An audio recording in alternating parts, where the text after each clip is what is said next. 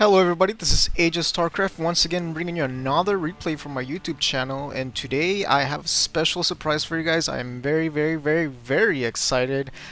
I have for you today a game where there is not one speck of Protoss blood. That is right. We have a ZvT, there is no P, you will not see me rushing, you actually will not see me playing, so if you're wondering how it is possible that I am not playing Protoss, that is because I am not playing. My friend here, the red Zerg spawning on the left side, good luck, have fun. He sent me this replay, he told me it was epic, and I wanted to take a look, and there are actually some pretty good things here that I think are very valuable for both Terran and Zerg players, so his opponent here, actually, I'm not sure. So, just a blue Terran here on the right side.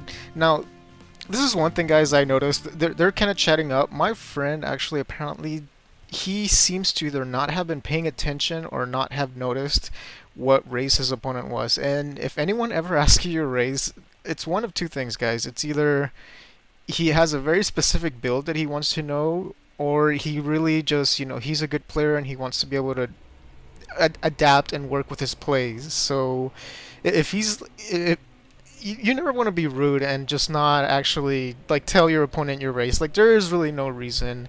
If he ends up rushing you with like a proxy gateway or something like that because you're X race or Y, then let's just call it a day and just move on. But you should always try to be a good sport, it's never good manners. This happens even in competitive play sometimes when they go random.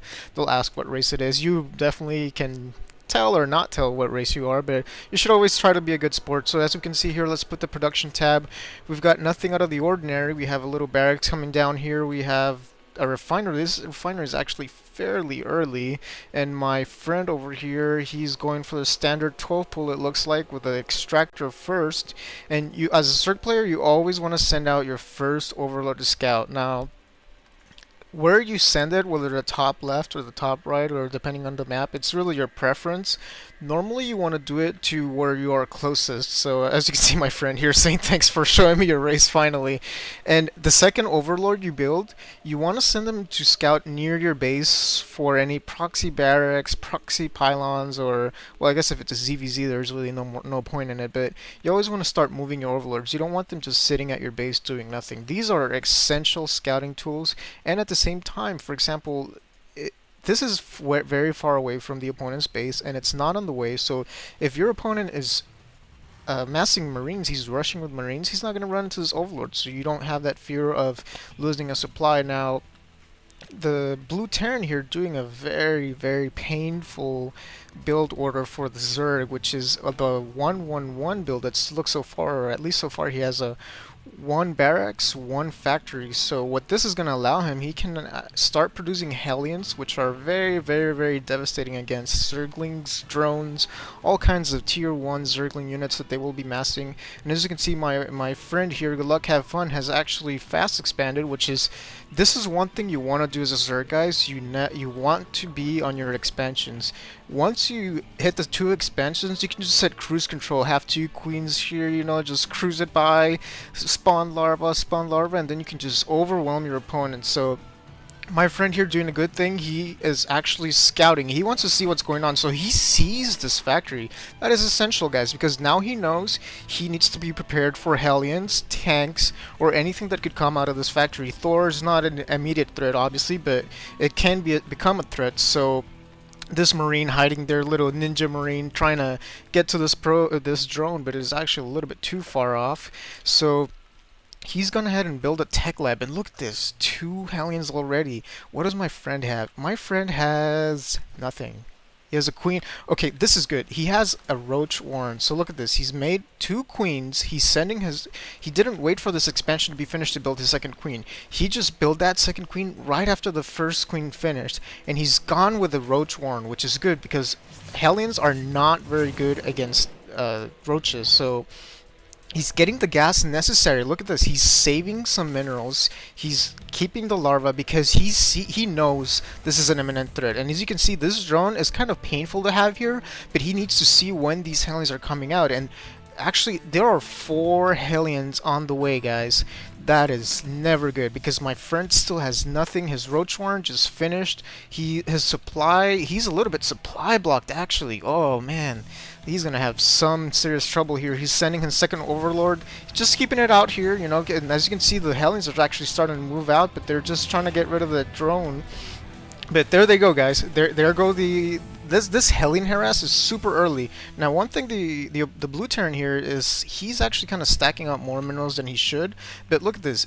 5 Hellions are going to be knocking at your door in almost no time, and this is bad, guys. If you play Zerg, I know there are not very many of you. I haven't seen very many of you out there, but this is very, very bad. Look at my opponent. He only has 3 roaches, which is good. These hounds are going to have a hard time, but the problem is that these hounds can just ignore the roaches and come down here to the expansions. Look at this. He's scanning to see if there are spine crawlers or anything. My opponent, my friend, actually, he's stacking a little bit too much gas. He might actually have removed a couple of these drones and put them back on minerals, so he could put at least 1 or 2 spine crawlers down.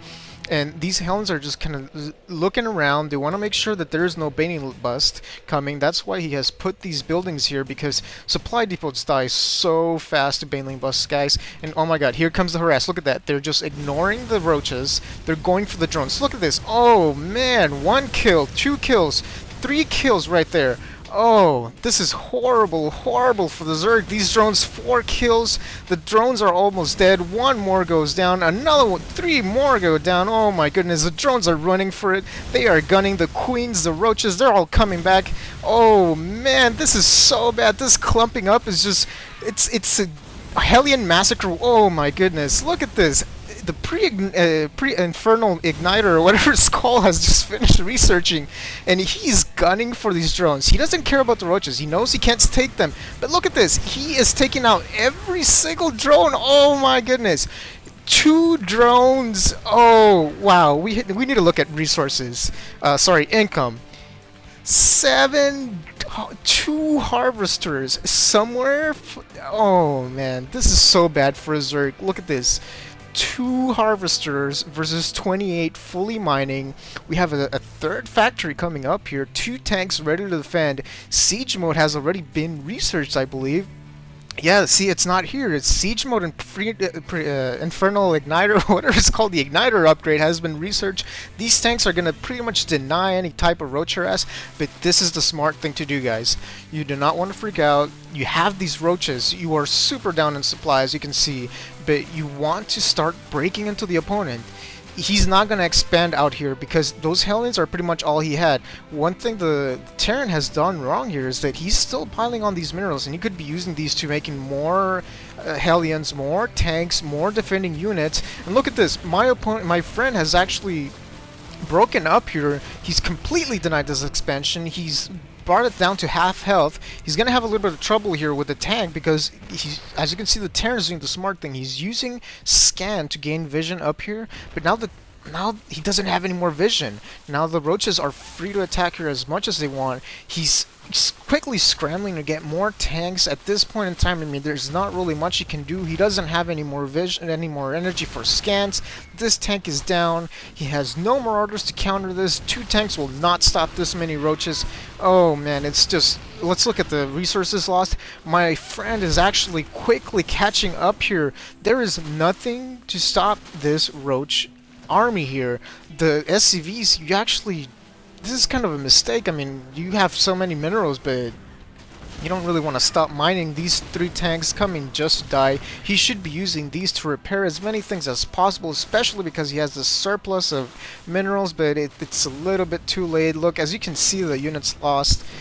Oh man, yeah, I just don't really see how much more, what much more the Terran player can do here. He has 1 more order coming out. The tech labs have been taken out, so no more siege tank. Hellions only, and the Hellions will not do anything against roaches, as you just saw. This command center starting to burn down, as you can see. Another Hellion coming out, and just the SCVs are fodder for the roaches. And a little bit of micro going on here. And look at this. My friend has actually expanded to the gold because he knows that if this roach bust does not work, he needs to have a backup plan. He has nothing here. He's still on 19 harvesters. Okay, he just barely caught up because he's been destroying the other harvesters. But look, he hasn't. Oh man, the saturation here is non-existent. He's completely ignored everything. This is a smart thing to do. The Terran is not going to push anytime soon. And actually, I really don't know what he can do. He has no SCVs. He's making one. He's made one. He's summoned one mule. These roaches are almost dead. He might actually be able to come back from this. But it looks like one roach comes, two roaches go down, but the Hellions are just not enough. This is why you just cannot. You have, if you're gonna do a rush like that, guys, you need to be ready for the defense when you lose all those units. So even using the SCVs, the mules can repair. Someone told me they can't, but they can actually repair, but they cannot attack. SCVs can attack, but wow, he just barely was able to take out the roaches. But look at this, knocking at the front door.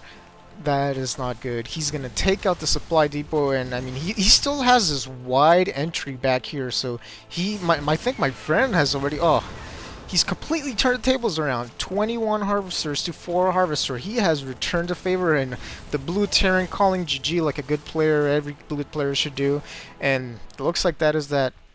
So thank you everybody. I hope you enjoyed it. This is my first Zerg game. I am sorry I have not posted more, but I've been having a lot of trouble finding Zerg players, and then the one or two that I find 6-pull, and it's kind of pathetic.